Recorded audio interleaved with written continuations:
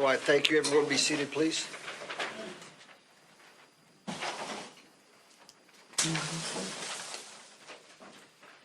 right, Mr. Drake, when you're ready. Thank you, Your Honor. Good morning, ma'am. Good morning. Mr. Warwick asked you about how much you're being paid to be here with us today. But what I would like to ask is, how many hours of consultation have you billed in this case? I honestly don't know. I haven't done the last billing. It's been going on for 2.5 years. I believe the first billing has already gone out for $6,000, but that was probably a year ago.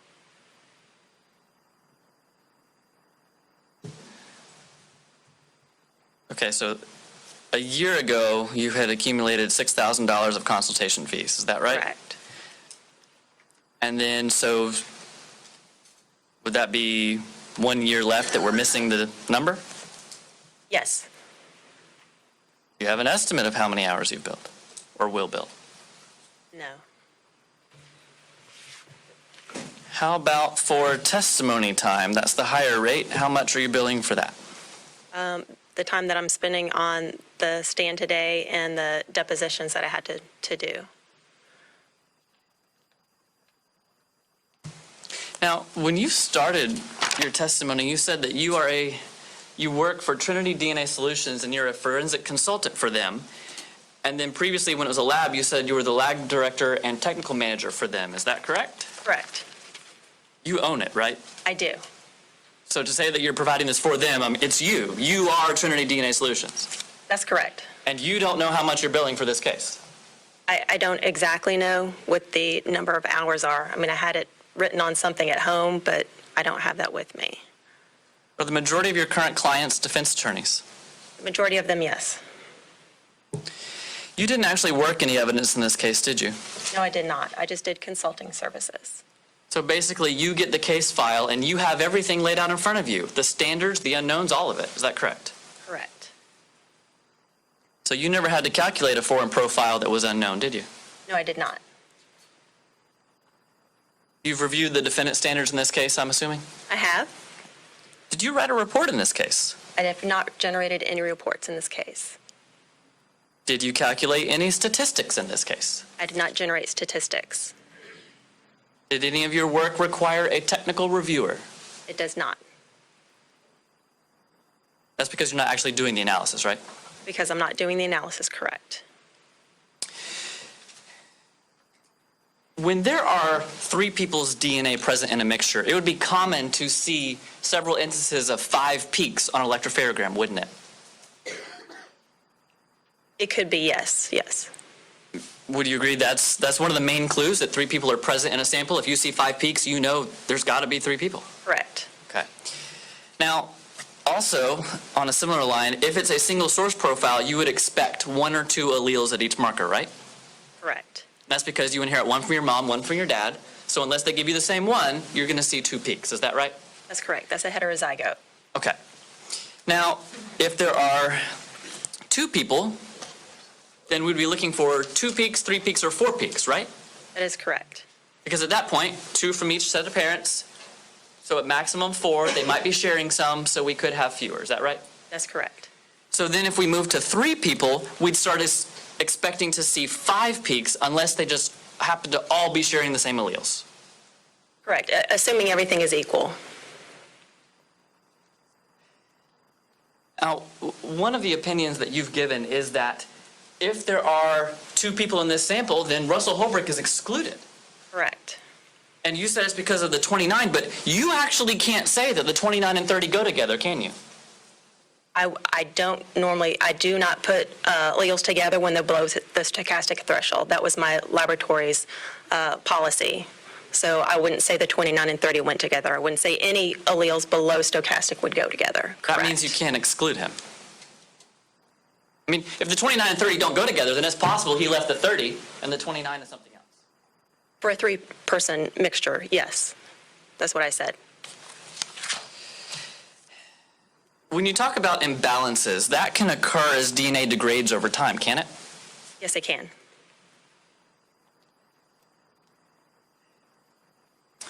You also talked about this 4 and 15 at D3 during the second amplification. Now, just to remind the jury, second amplification means there's a longer injection time, right? The second amplification In this case. was additional DNA was added and a new amplification was performed. 22-second injection, right? Correct. And that can lead to more artifacts being present in a sample, correct? Yes. So the 15 that you're seeing could just be an artifact of the fact that it's a 22-second injection. Isn't that right? Correct. There was some testimony about Sukan Wharf's findings in this case. You would agree that the YSTR DNA database that she used is an appropriate database, wouldn't you? It's not one that I used, but some places do it. As long as it's in their validation work, they can use that tool. You're aware that lots of DNA analysts over the country use that database, aren't you? I'm not sure. I mean, it has Harris County on it, so I'm not sure how many actually use it. Do you have any reason to think that is not an appropriate database? I do not. There are several other mixture tools that are on there, yes. Would you agree with Sukan Wharf that the YSTR sample for B20E is a single source profile? The evidence section, The Y evidence. testing The Y testing, yes. is single source. Yes. And you would agree that that profile matches the Y profile for Michael Holbrook. Yes, that is the same partial profile. That means it also matches his brother Russell Holbrook, doesn't it? At those loci where the results were obtained, yes. And you even told Mr. Warwick that if you were given the same sample, you'd reach the same conclusion she did, right? Pretty much, yes. Do you have any reason to doubt any of Sukan Wharf's analysis? No, it's a partial profile, so you don't have all the information there, is all I'm trying to say. Right, but you agree with her conclusions? Correct. The defense brought up a contamination in this case that occurred on the B20L swabbing. Is that accurate? I thought that was a cutting. I apologize. You're right. It was a cutting. That was where the scissors transferred DNA. What does that have to do with B20E that was swabbed well prior to that? Just because there was a contamination issue in that case when they were trying to obtain further DNA from that area. A contamination event occurred After. trying to reproduce those results. The B20E swabbing, you would agree, was collected prior to the B20L contamination. Yes, it is.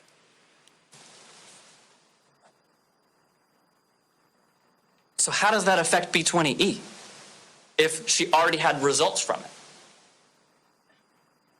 Do you see what I'm getting at? I mean, I understand what you're saying. I think it goes back to the fact that, there were investigators in the lab when she took the first cuttings. There were investigators in the lab potentially when she took the second round of cuttings or samplings. have you heard testimony that anybody said that? That they were present while swabbings or cuttings were being performed?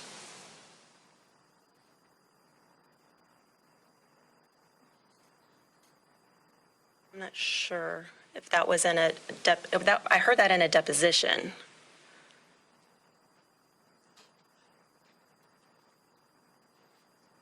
Do you agree the B20E swab was taken at an entirely separate time prior to the B20L contamination? I do. That was taken prior. And you actually know Jennifer Hattler to be a very meticulous analyst, don't you? I do. And you would agree that she took all the appropriate steps once she determined there was a contamination? Yes, You've had a contamination in your career too, haven't you? absolutely, yes.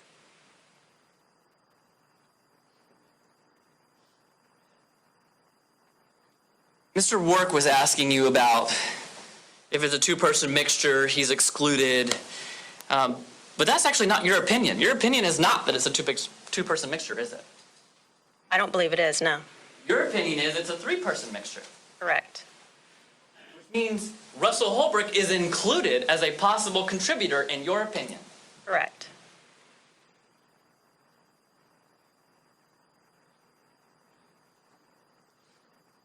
Bottom line, ma'am, you can't exclude Russell Holbrook from this sample, can you? No, I cannot.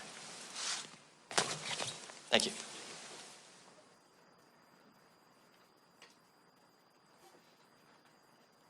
Mr. Warwick.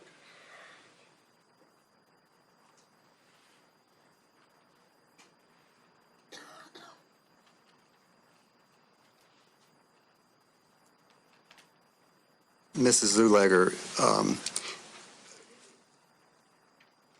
Mr. Drake just asked you about the issue with the contamination at the L&M cuttings.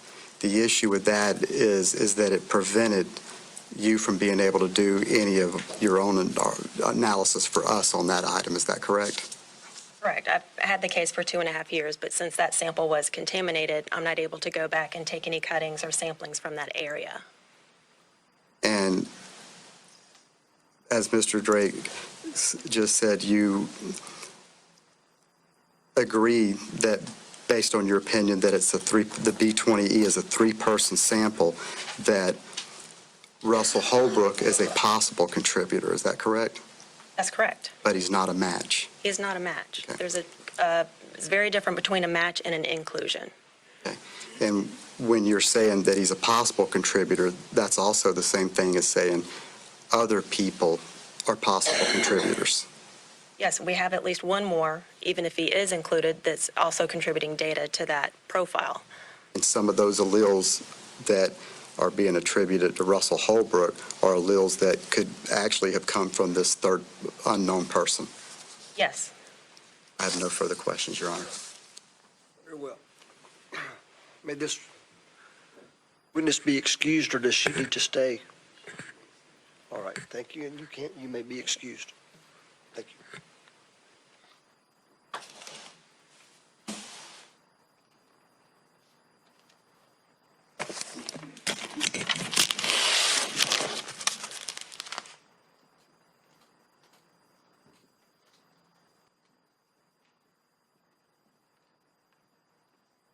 And Mr. Jarvis, Mr. Warwick? Of course you may. We're going to go to lunch right now. But I think it would be the best way to proceed. I agree with these attorneys. So we're going to be in recess. We're going to begin again at, is 1 o'clock reasonable? We're going to begin again at 1 o'clock. As always. We'll talk about the case, we'll talk to you about the case, please ignore all the things I trust about a problem. You emphasize to the game. That's what I'm going to ask you when you get back. Okay? Very well. We'll be in recess until 1 o'clock.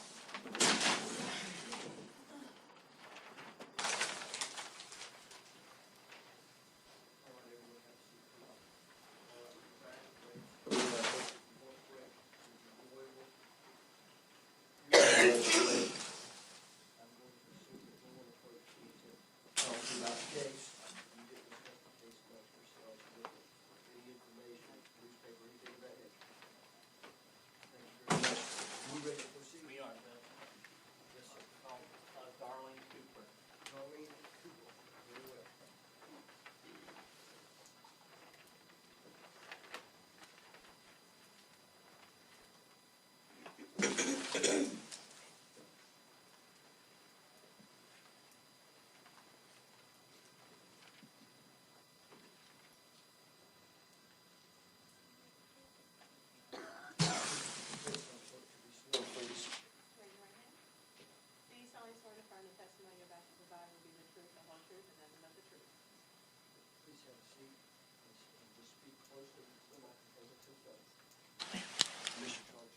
Thank you, Judge.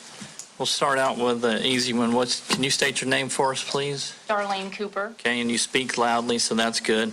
I won't have to address that. So, do you know an individual by the name of Russell Holbrook? Yes, sir. Okay, and how do you know Russell?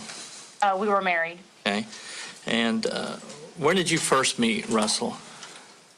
I met Russell through a friend when we were in high school, And where was that? Oak Hill, Florida. And when did you get married to Russell? February 28, 1992. After your marriage, where did y'all go after that? Where did y'all live after you got married? We lived in Biloxi, Mississippi, and then we lived in Rome, New York, and then we moved down here to Crestview. Was there a reason why you moved around to those particular areas? Yes, he was active duty Air Force. Okay. Did y'all ever have any children as a result of your marriage? Yes. And what are their names? What are those children's names? Danielle and Ryan. Okay. And so at some point, you also got a divorce from Russell, is that correct? Yes. And when was that? I think the actual, on the divorce decree, it's December of 1999. As a result of that divorce, did y'all have some type of visitation schedule or arrangement? Yes. Okay, and what was that? I had full custody of the children, and he would see them on weekends, and anytime that he called, he could have them for dinner on a Wednesday night or whenever he wanted. So that wasn't a problem. If he wanted to see the kids, you'd let him see the kids? Absolutely. Okay. Now, I want to go back to 2006. Where were you living in 2006? In Crestview, Florida. And where exactly in Crestview? On the north end of town. You want me to say the address? Yes, ma'am, if you would. 5921 Staff Road. Okay. And who lived at that address with you? My current husband lived there. I live there. Our two children, Danielle and Ryan, live there. My stepdaughter lived there. And at the time, that was all. And he was Miss Zapata living there at the time, or? No, she wasn't living there at the time. Okay.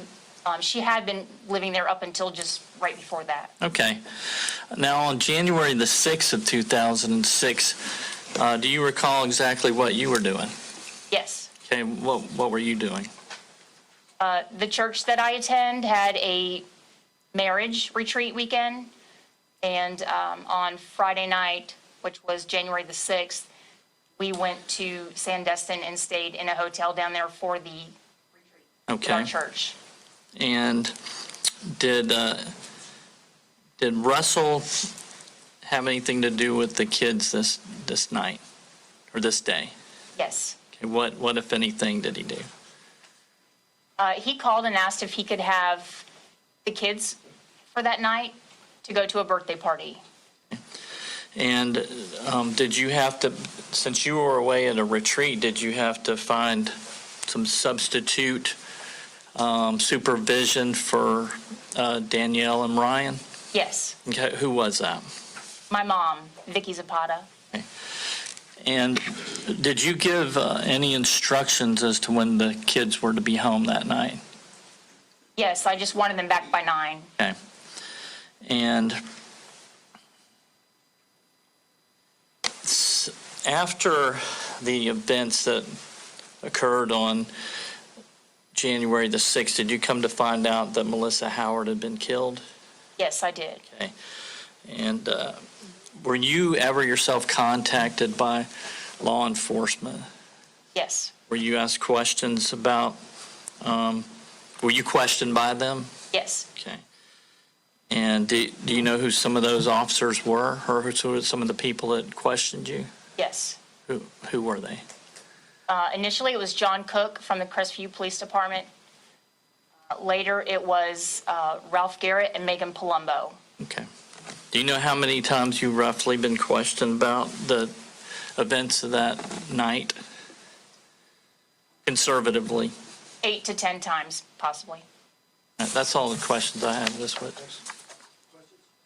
Ma'am, do I understand you correctly that you were not home at the time that Russell Holbrook would have dropped your kids off at your house? That's correct. So you have no personal knowledge as to when he actually did that, do you? No. Thank you. No, sir. May she be excused? Yes, Your Honor. And you are excused, thank you for being with us. So my next witness will be Danielle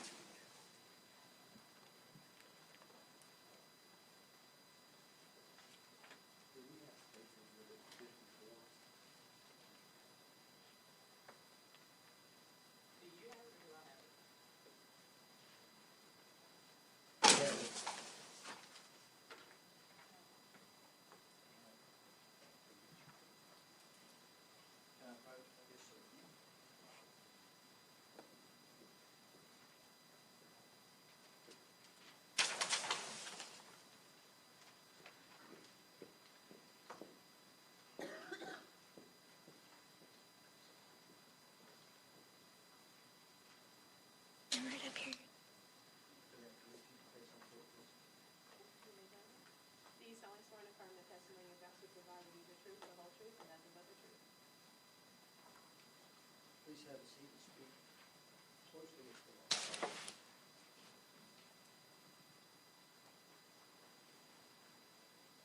Good afternoon.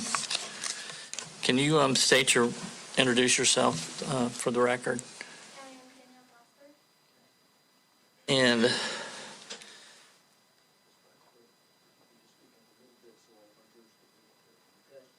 you're soft-spoken, so, and I take it, are you used to testifying in court? No, Okay, so it's an unusual situation. Just speak up if you could. I want to go back to 2006, Danielle. How old were you at the time? 13, Okay. And where were you living? with my mom in Crestview. Okay. And where were you living in Crestview? Staff Road, Okay. So, that's north side of Crestview. okay. And what is the address at 5? 5921. Okay. And when you say North Crestview, like Highway 90 is right out here by the courthouse. Is that north of Highway 90, Staff Road? Okay. Directionally challenged. All right. Now, when you were living there, who did you live with? Mom, my stepdad Steve, my stepsister Susanna, and my brother Ryan. Okay. And who is your father? David Holbrook, Russell. Okay. And your mother and father were divorced at this time. Is that fair? Okay.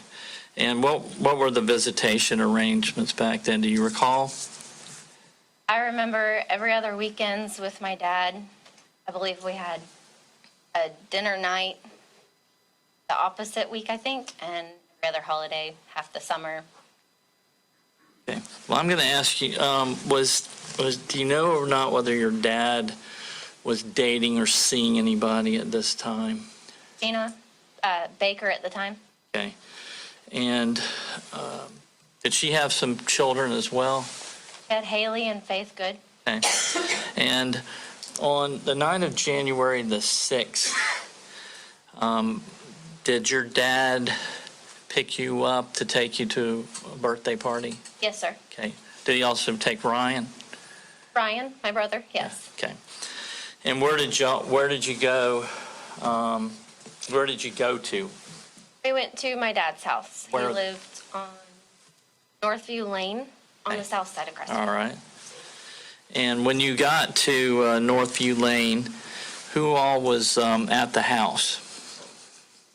All I remember is my dad, Gina, her kids, her mom, Susie Baker, and her sister, Chelsea Baker. And what type of event was going on, if you recall? It was Haley's 5th birthday. Okay. And did you want to be there? No, sir. And what were you doing at the party, if anything? All I remember mostly is just reading a book. Okay. Now, I take it sometime after the party was kind of wrapping up or coming to an end, did you leave? Yes, sir. We Okay. had to go back to my mom's. Okay. And when that happened, who all went? Who took you home? Uncle Mike, Michael Holbrook, and my dad took my brother and I home. Did your dad make an offer to anybody else whether they wanted to come home or go along for the drive? And a general, hey, got to take the kids, anybody want to go kind of thing. And do you remember roughly when you left the party? I don't remember exactly when we left. Okay. Do you remember roughly when you got to your house at Staff Road? Somewhere around 9 o'clock. Okay. And when you got to Staff Road, what did you do? I went in. I remember talking to my grandmother, Vicky, a little bit, and I called Allison. Okay. Well, let me back up a second. So when you got home, who was there when you got home? Grammy, Okay, who was Granny? Vicky, and Taylor at the time. But you Her last call name, her Grammy. Grammy. Okay. Yes. So you had a conversation with her at the house? And I don't want to get into the details of what you discussed, but y'all had some discussion. Talked a little bit, yes. Okay. And then at some point in time, did you make a phone call? I did. Okay. And who was that phone call to? It was to Allison Holbrook, Okay. Do you know when you made that phone call? 924. Okay. And I'm gonna, can I approach Judge? This has already been admitted as State's Exhibit 54. I'm gonna show you. 116, a phone call. Is that the phone call that you made? Yes, sir, it is. Okay. This has already been admitted. Now, when you made this phone call at 9:24, how shortly after arriving home did you make that call? Minutes. So it was 10 to 15 minutes prior to 9:24 that you believe you arrived home? Yes. Okay. That's all the questions I have of this witness. Mr. Drake, any questions?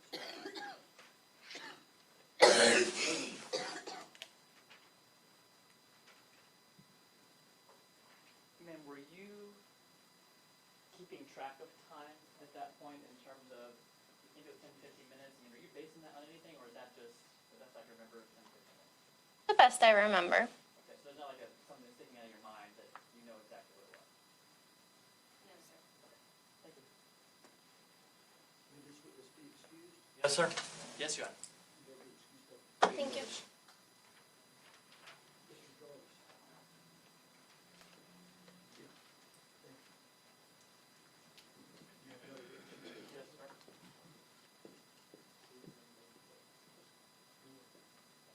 Who's our next witness, please? Vicky Zapata. Ms. Zapata?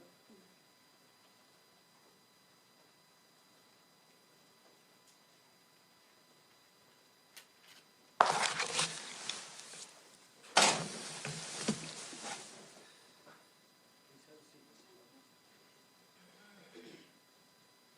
Good afternoon. Can you state your name for us, please?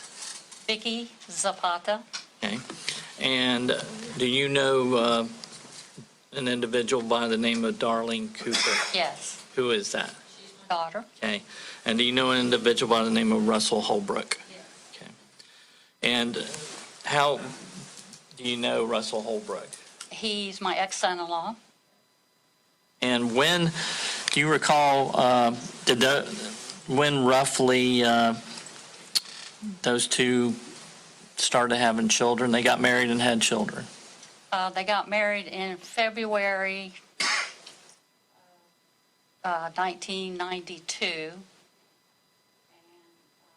first child was in 1992. The other was in 1990. Okay, and who were they? Who were those children? Danielle Holbrook and Ryan Holbrook. Okay. Now, back in 2006, where were you living at that time? With Darlene and her husband Okay, and where was that at? on Old Bethel Road, 5921. Was that, Staff Road, I'm sorry. okay, which is Old Bethel's. Off of Old Bethel, Yes, yes. ma'am. So, on the night of January the 6th, 2006, do you recall what you were doing that night? I was at home to be there with the children. I was living there at the time. Okay, do you know why it was that Darlene wasn't home? for Her that and week? Steve had gone on a retreat, so I was there with the kids. So you were kind of the designated babysitter that night? Okay. Do you know what time that Danielle and Ryan were scheduled to be home?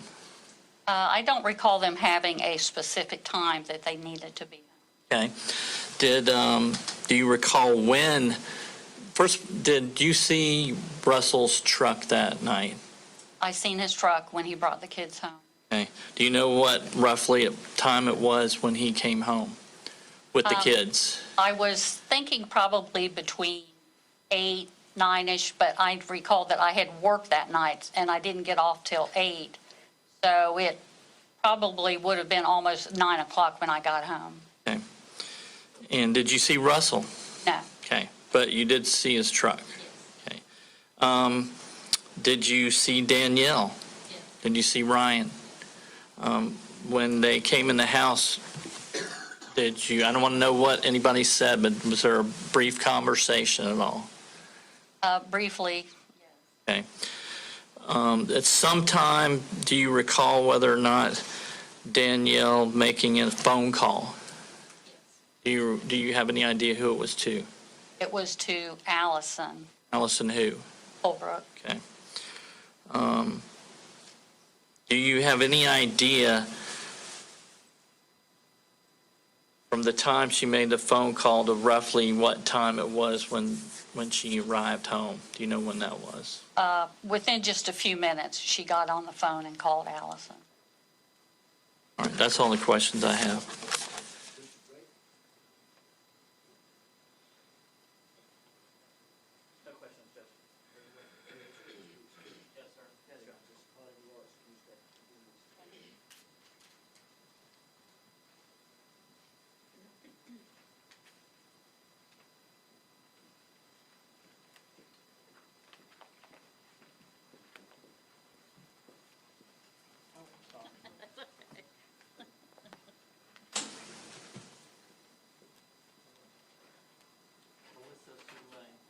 Sully, Soule, always get that wrong. I'll find out what it is again.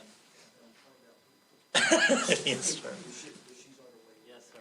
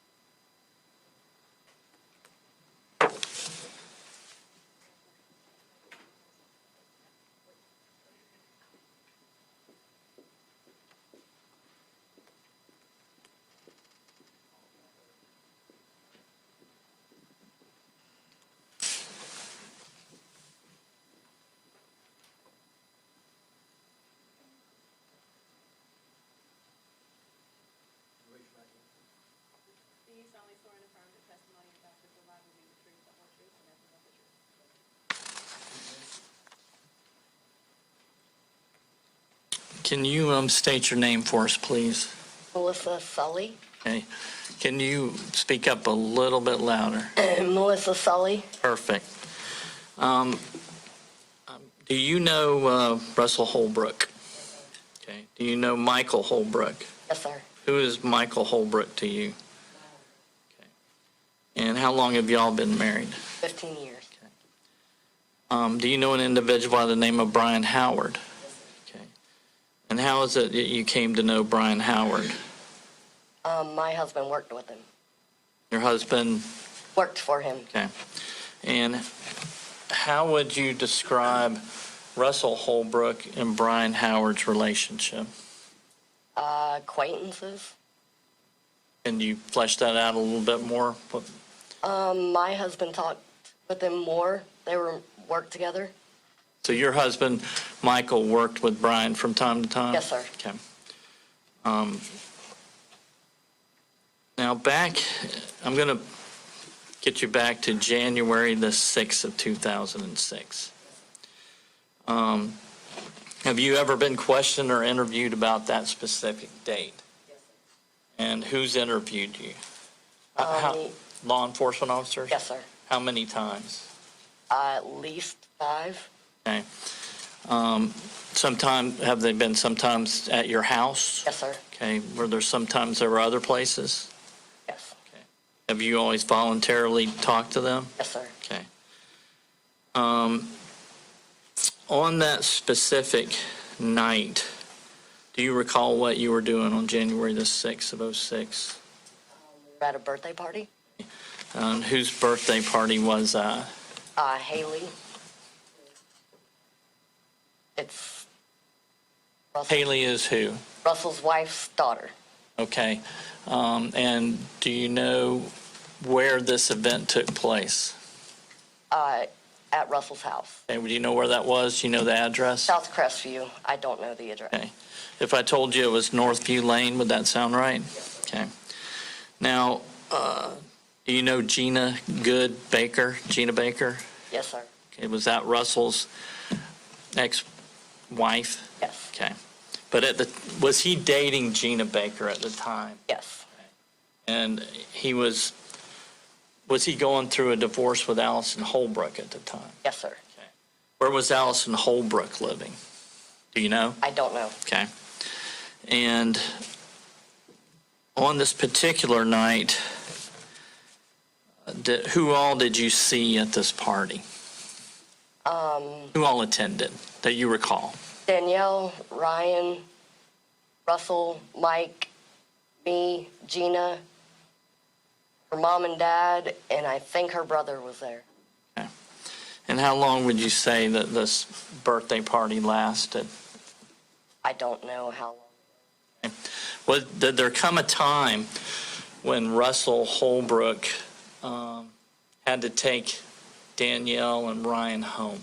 Yes, sir. Okay, do you know when that was? No, sir. Okay. Do you know when he was gathering up the kids to leave, did he make an offer of, did anyone else want to go with us? Yes, sir. Do you know whether anybody took him up on that offer? They did not. Okay. When they left, whose vehicle did they go in? Russell's. And what was Russell's vehicle? Big truck. Okay.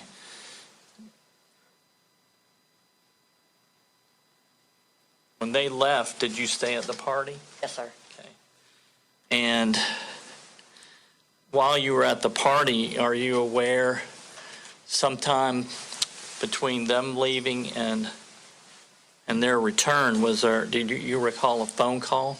Yes, sir. Okay. Do you recall who was calling who? I'm pretty sure Gina talked to Russell and then Russell called her back. Okay. And you don't know the exact time frame, but we have the phone records are already in evidence. And hold on one second.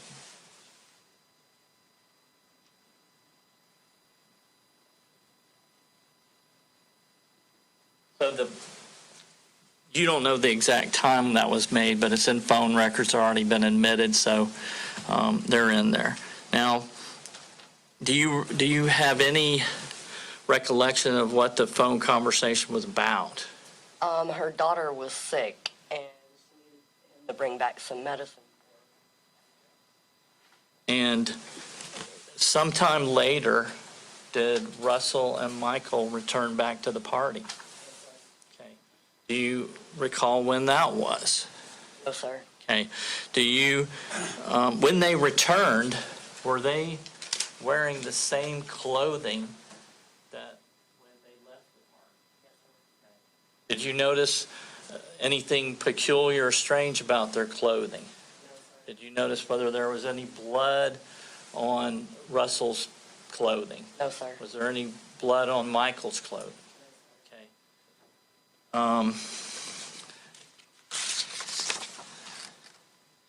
How would you describe their demeanor? They came back the same way they left. Normal. Okay. Now, do you recall what time frame we're talking about when they returned? Do you know when you left? After they returned, do you know when you left the party? It was a few minutes. I don't know exactly how long it was that I had little kids.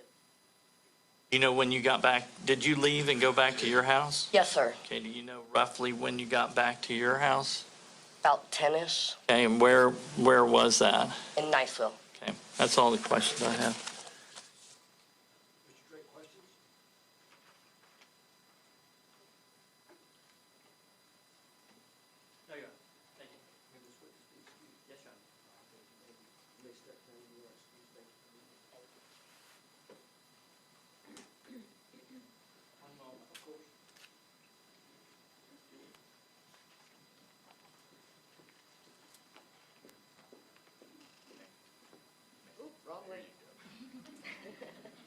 I would be the one.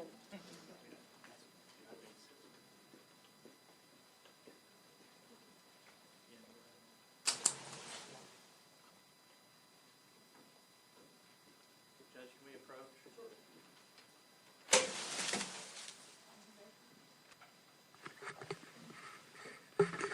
We're going to take you out for about 5 minutes and then come back in. There's some things that we need to do on the record. You've heard the noise, the static. It's just awful. And it makes certain things that we do difficult, but you see the intent is for the things that we talk about up here that aren't necessarily for everyone to consume. And so the best way I feel to do it, just take you out, but in about 5 minutes, we'll bring you right back in, okay?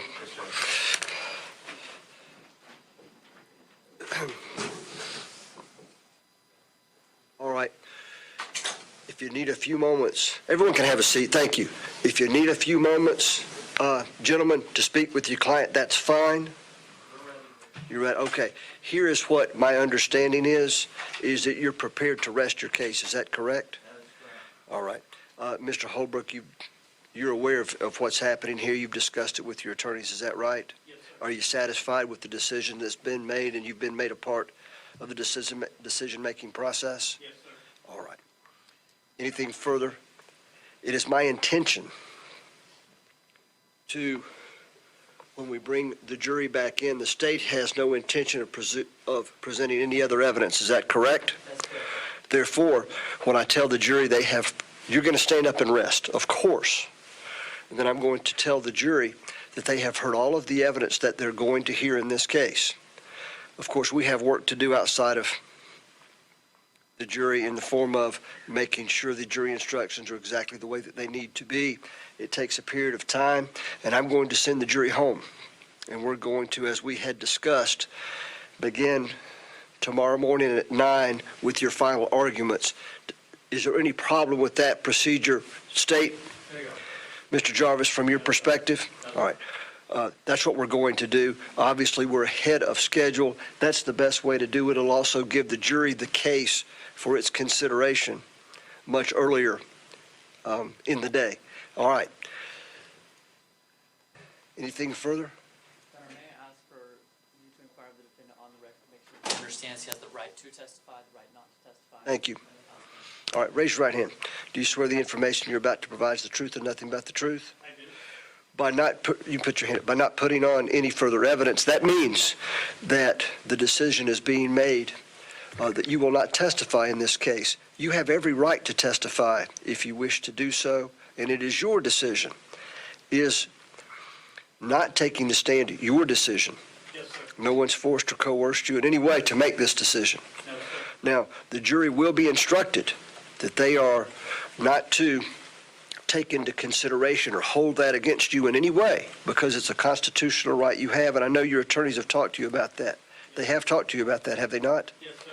You understand the right you have every right to take the stand. You're choosing voluntarily not to do so Correct. with the benefit of talking the matter over with your attorneys. Yes, sir. All right. Any further inquiry on that matter? All right. Thank you very much. As soon as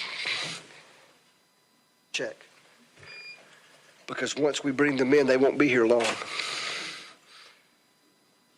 All right. I know. That's fine. That's better, isn't it? We'll talk about it, but this is our first murder trial we've had in this building. And so we're tweaking the sound to make it more user-friendly. And we'll get better. But you did the right thing telling us without question. No, I know. All right. Have a seat, but don't get too comfortable. Mr. Jarvis. That's rest at this time. All right. State has no intention to put on any rebuttal evidence, is my understanding. That's right, Judge. Ladies and gentlemen, what that means is this. You have heard all of the evidence that you're going to be hearing in this case, and that presents the court with a couple of options. There are things that we have to do before the final presentation or final arguments can be made to you. It takes a couple of hours to do that, maybe an hour and a half. I don't want you to have to wait for us here to do that. It would be, I think, patently unfair for you to have to wait for us to do that. And yet this is the only time during the course of a trial that we have the opportunity to do those things. So what we're going to do is this. We're going to break for the day, given there's no more evidence for you to consider. There are jury instructions that you'll be hearing that have to be finalized, and it takes a little while to do that. And so we'll break for the day, and you'll be able to leave here in just a very few minutes and go about your business. Obviously, the closer we are to giving the case to you for your consideration, the more important it is that you follow the rules that we discussed on Monday a week ago before the selection process. I trust that will not be a problem. And so there being nothing further, it will be our intention to begin with the attorney's final presentations to you at 9 a.m. tomorrow morning. Okay? And so we'll be adjourned until 9 a.m. tomorrow morning. Thank you.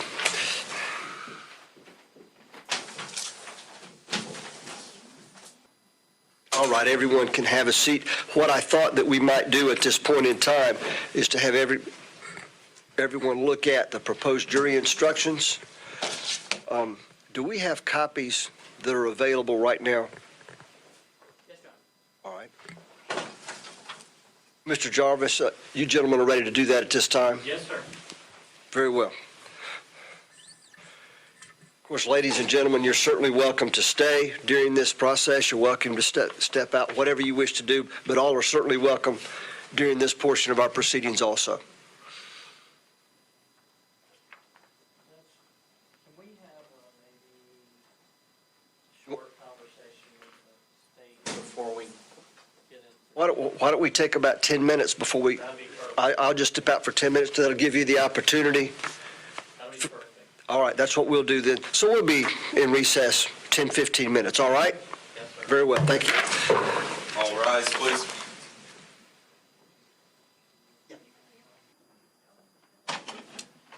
All rise, please. Court's back in session.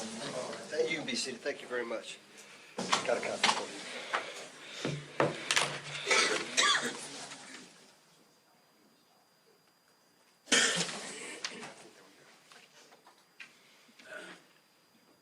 All right, we ready? All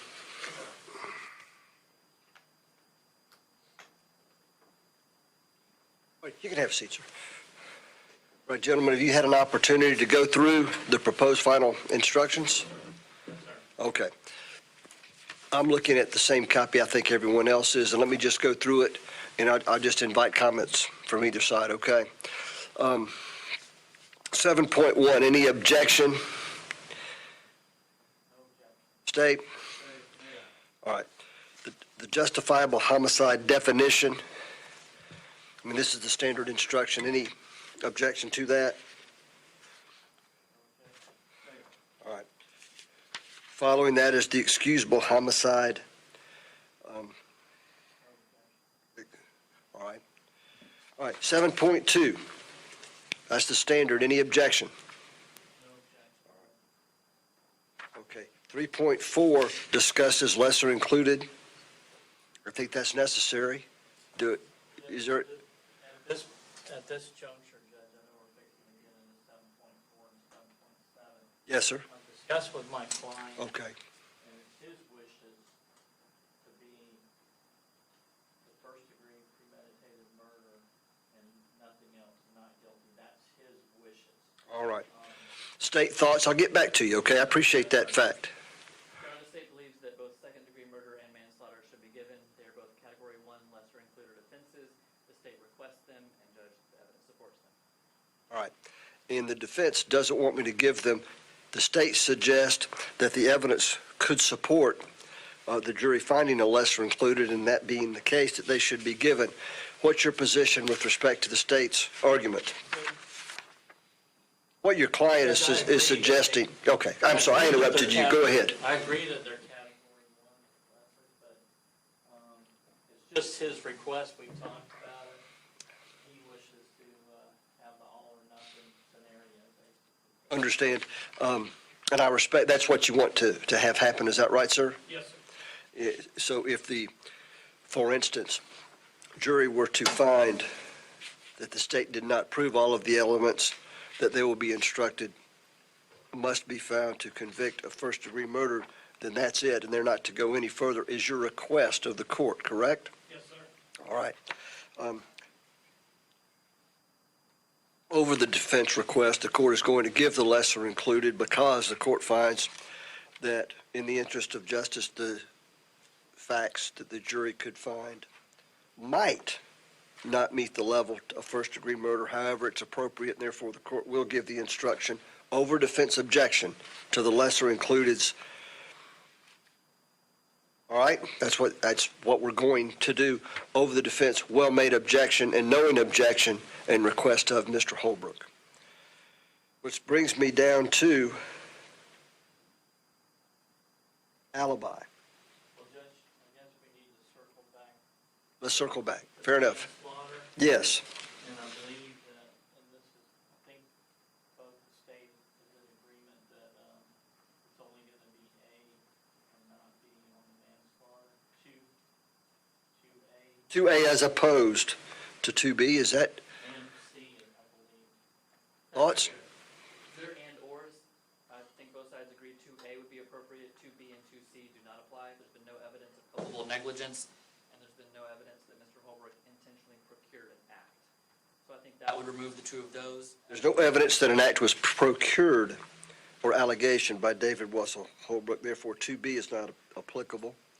And culpable negligence was never testified to, nor is there any evidence that the jury could validly rely upon. Is that what I'm hearing? Yes, sir. I agree with that assessment by both of you, and they will be taken out. All right? There are two definitions that will also come out, the word Yep. procure and the word culpable negligence. Yeah, and I'm looking at that and agreed. 3.6I, clearly, we're going to be giving that. Yes, sir. 3.7, I think that's standard that would be applicable in disagreement. No disagreement. All right, let's go to 3.9.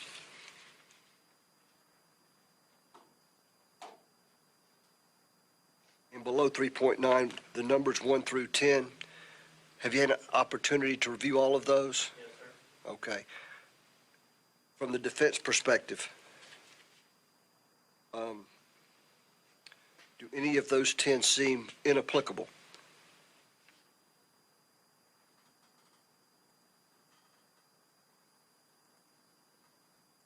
Judge, I believe they're all applicable. All right. And if there's no objection, I'll do it. However, with respect to number 10, That's correct. I'm concerned that we've not heard any of that evidence, but Or 9.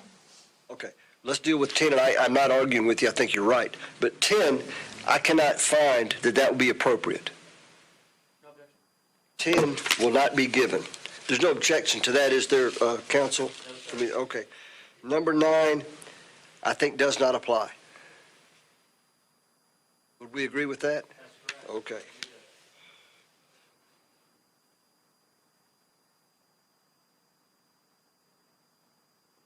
Anything else?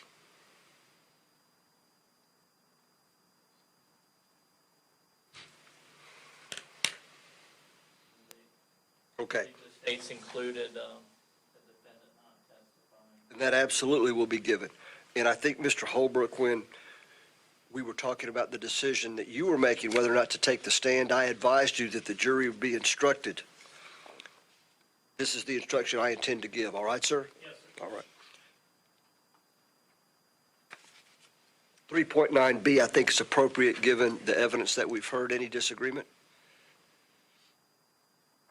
Now, whether we agree with the statement is for the jury, but I think that there has been evidence that a statement was made. In fact, we have heard I'm in agreement. audio Yes, sir. such as it is. Okay. 3.9C, thoughts?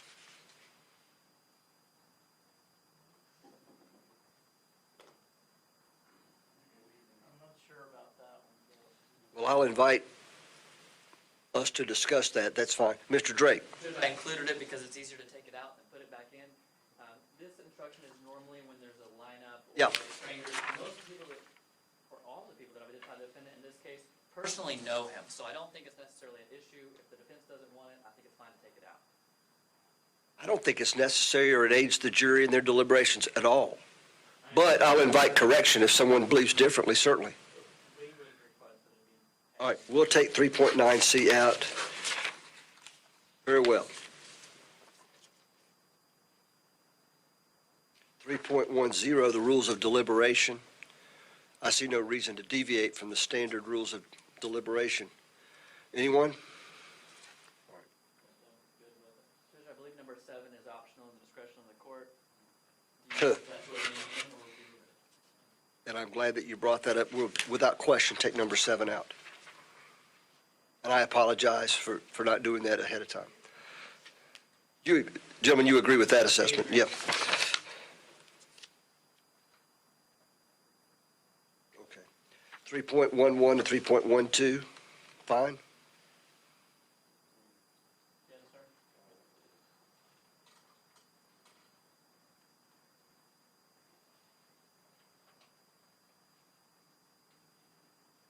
Judge, in 3.13, there's one paragraph I'd like to bring to the court's attention and defense counsel's attention. Okay?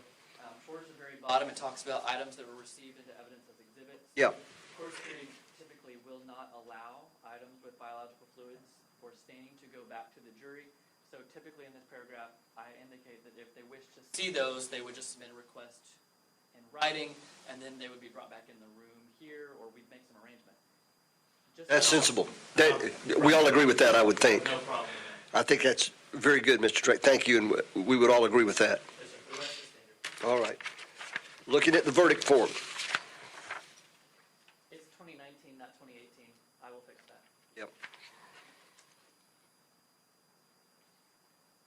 But for that, any objection, correction, addition, deletion? Okay? All right. Now, there is one additional instruction that I believe, in light of the evidence of the case, should be added. That is the principal instruction 3.5A. I have a standard pulled up on my computer. I believe the defense is aware of it as well, and I think it should be included. We would object to that, Judge. Well, let me see it. Just Yeah, that'll be fine. I have. You just bring it up. That'll be fine. Thanks. 5A. 5A, thanks.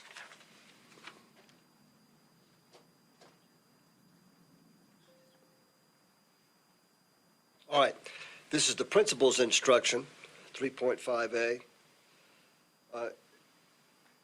State, you believe that this would be an appropriate instruction given the evidence before this jury. Tell me why you believe that to be the case. Your Honor, the defendant's own statements placed him with Michael Holbrook the entire evening. The testimony is that they left the party together, they dropped the kids off together, they were at Walmart and the gas station together, and the defendant's DNA places the defendant at the crime scene. There is no reason to believe that the defendant and Michael Holbrook separated at all. His own testimony is they never separated. In the Walmart video, Michael Holbrook can be seen in the aisle looking at his hands a couple of times. Your Honor, I suggest the jury could infer that he's checking whether there's any blood on him. I believe that the fact that they have placed themselves together could lead a jury to conclude that they are principals of each other, and that whichever one actually killed Melissa Howard, both would be guilty if the jury finds that the defendant had an intent that that act be done, and that he did some act that encouraged or assisted that act. So Okay. do you think it's appropriate? Very well. Yes, sir. There's been no evidence that Russell Holbrook, the defendant, helped another person or persons commit a crime. So there's been absolutely no testimony to that, and I'd ask that this principal instruction not be included. Over the defense objection, I'm going to give it.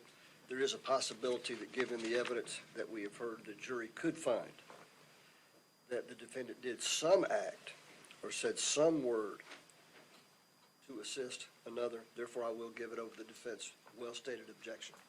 Okay. Anything else? Judge, I intend to insert that right before alibi unless given other direction. Appropriate.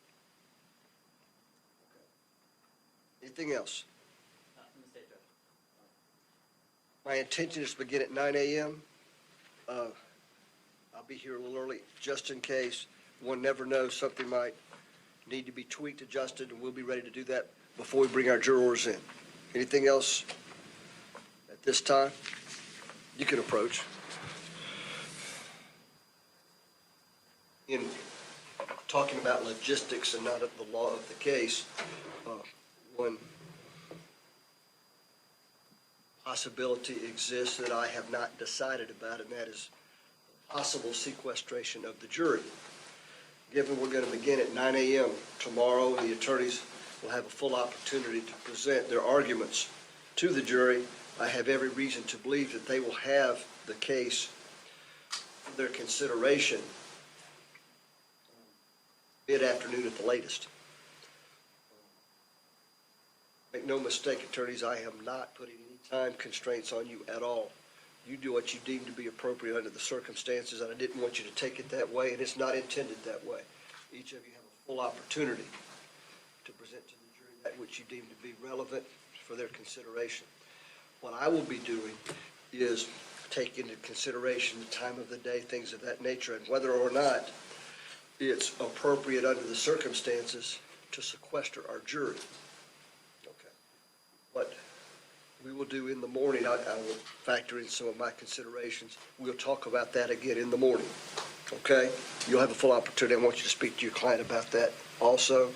And I've not raised that for you to talk to Mr. Holbrook about that. But you'll have a full opportunity before we talk about it again in the morning, okay? Yes, sir. All right. Anything further? No, Your Honor. All right. We'll be early tomorrow so we can make sure we have an appropriate number of copies for our jurors of the jury instructions and the proposed verdict form. There being nothing else, we'll be adjourned until 9 a.m. tomorrow. All rise, please.